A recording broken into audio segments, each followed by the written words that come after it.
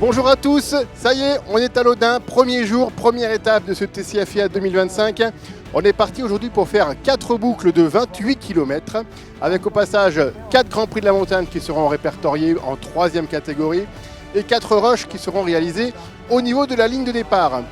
Il y aura ensuite cette fameuse montée du Camp César en 2e catégorie et c'est des véritables montagnes russes avec des passages à plus de 15 voire 16%.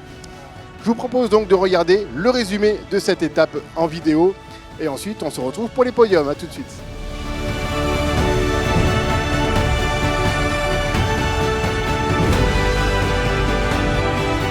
Le départ rue de la République est donné à 13h45 pour 4 km de départ fictif.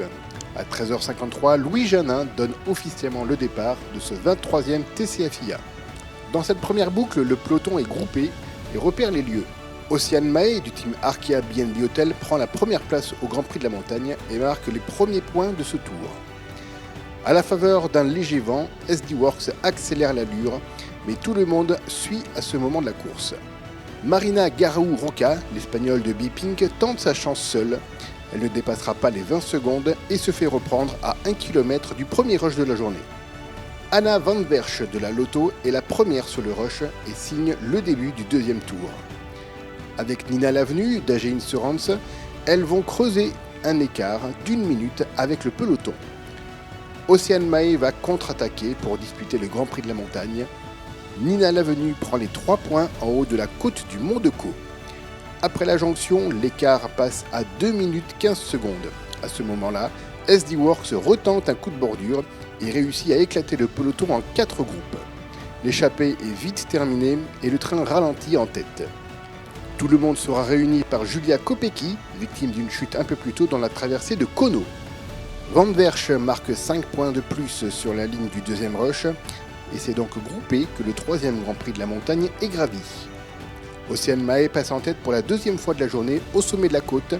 Le peloton reste groupé pour débuter le dernier tour et Van Wersch fait le triplé sur le rush et assure le maillot ce soir. Elle continue seule l'aventure dans le Gard et franchit en solitaire le dernier Grand Prix de la Montagne. Océane Mahé prend les 2 points nécessaires pour assurer le maillot à poids. L'échappée sera reprise à l'entrée de l'Audin. Venturelli remporte le dernier rush et commence l'ascension finale. Le tempo est donné par le team SD Worx. Une grosse bagarre se joue sur les pentes abruptes. C'est la championne du monde Lotte Kopecky qui l'emporte devant Eleonora Tchaboko, qui empoche le maillot blanc au passage, et Misha Bredewald.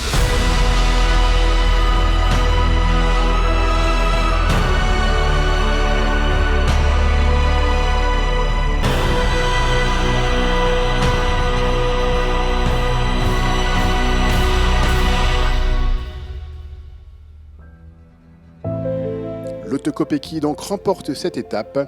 Maëva Squiban termine 8e à 17 secondes. La mauvaise opération pour Marta Cavelli qui pointe déjà à la 84e place à 2 minutes 57.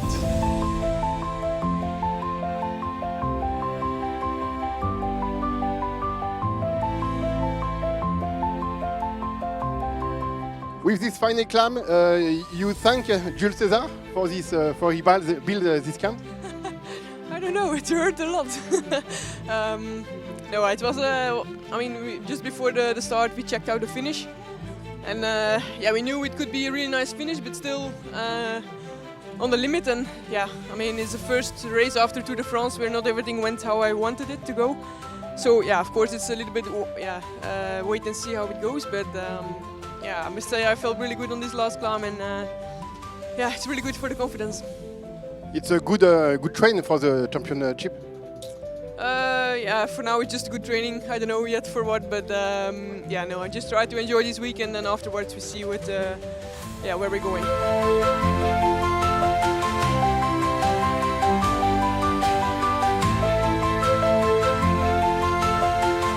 Lotte Kopecky troque donc son maillot de championne du monde pour le maillot rose de l'Occitane en Provence.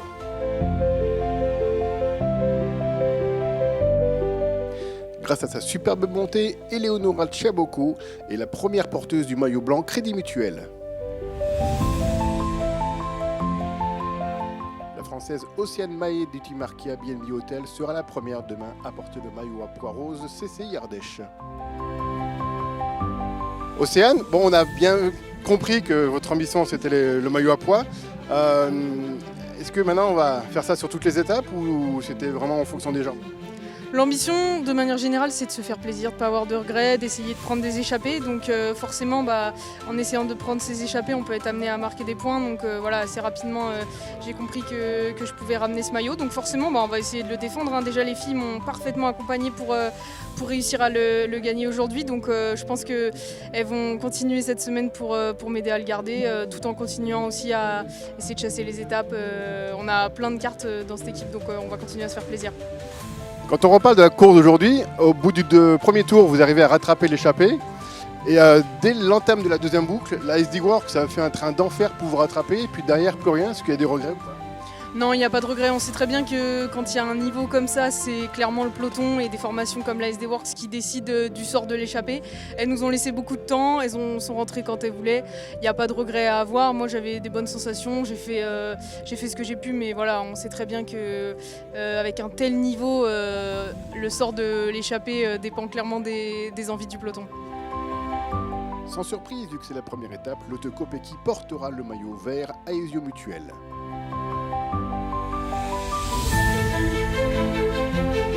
Déjà 10 points d'avance pour Anna Van Wersch au classement des rushs.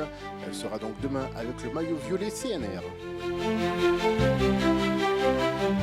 Voilà donc un superbe podium déjà. Et dès demain, tous les maillots peuvent être remis en question puisque nous aurons une étape de 113,7 km dans le département de la Drôme, un départ de Saint-Rambert-d'Albon, une arrivée à Saint-Donat sur l'Herbasse. Et il y aura 6 Grands Prix de la montagne, tous classés en 3e catégorie. 6 x 3, 18 et 18 points à prendre donc pour ce classement. Et 4 rushs, 4 x 5, 20, 20 points également pour ce classement des rushs. Et cette arrivée finale donc à Saint-Donat, ça sera quasiment du plat, donc ça sera sûrement une arrivée au sprint. On verra qui sera la plus rapide à cette arrivée à Saint-Donat sur l'Herbasse. En tout cas, passez une bonne soirée et continuez de vous amuser sur les routes du Tour du cycliste féminin international de l'Ardèche. Bonne soirée.